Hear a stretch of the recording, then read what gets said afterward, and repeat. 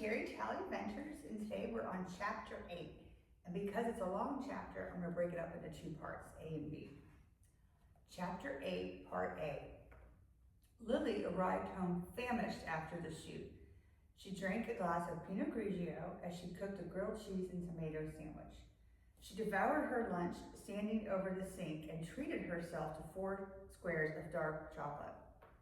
With her smut novel under her arm and a nice buzz, she climbed into bed and crashed instantly.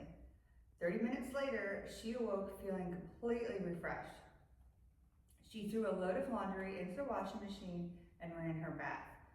The candles, classical music, and bath salts in the garden tub beckoned her. Lily turned off the phone to prevent being disturbed. Grier knew never to call her several hours before going out. It drove him crazy that she spent hours getting ready, but at least she trained him well. The heat of the water, along with the lavender aromatherapy, encompassed Lily, and the day's tension dissolved. After a hot bath, she found herself with plenty of time to get ready.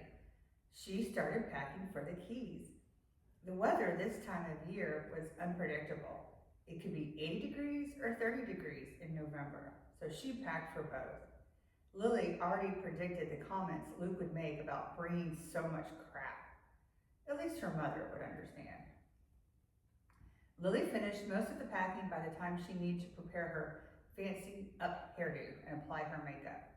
Her sorority and debutante years had trained her well.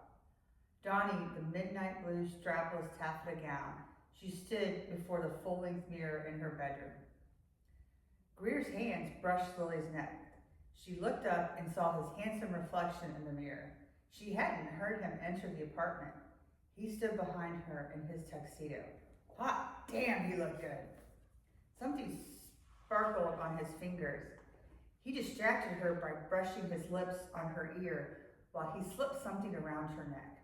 The diamond and sapphire necklace looked beautiful. It was a perfect touch. The teardrop pendant fell between the top of Lily's breasts. She felt like Cinderella going to the ball. You are so beautiful, Lilybeth, Grier said. He circled his arms around her. Incapable of a verbal response to this generous gift, Lily turned around and rewarded Grier with a passionate kiss. Get a room, you two, Luke's voice boomed down the hallway.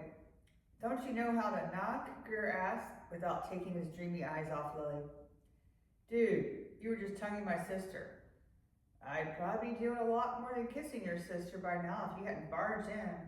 Grier tightened his grip on her waist. Are we ready, gentlemen? Lily asked in order to break up the banner. Next is part B.